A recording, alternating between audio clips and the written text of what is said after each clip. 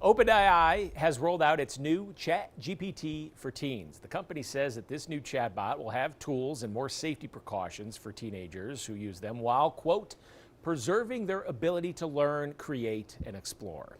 The protections will include nudges for teens to take a break if they've been active for 90 minutes within a 3-hour window.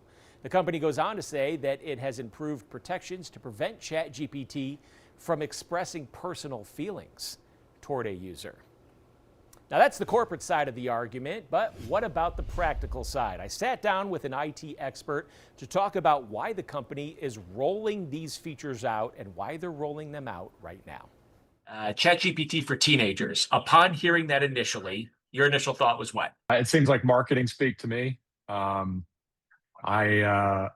appreciate the effort, but AI has been notoriously hard to put guardrails on.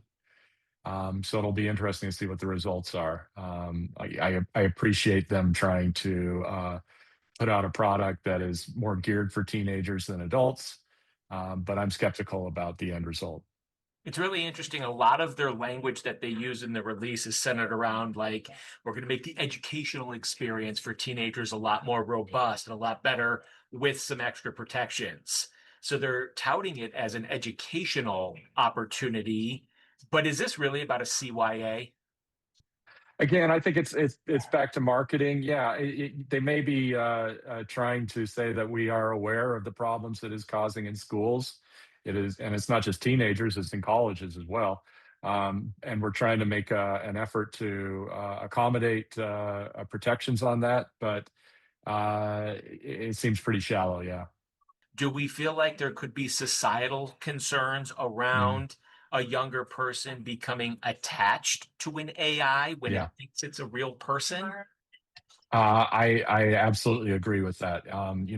This is not a problem that's projected in the future. It's a problem that's happening right now.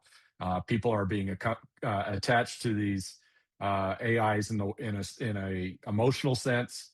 They're starting to believe. We've had a number of suicides from AI, telling people things that are not true, and I heard one case where the AI was saying, if you kill yourself, then we can be together. This is extremely dangerous stuff, and it's happening right now. And again, but putting those guardrails in place is very hard for this kind of technology.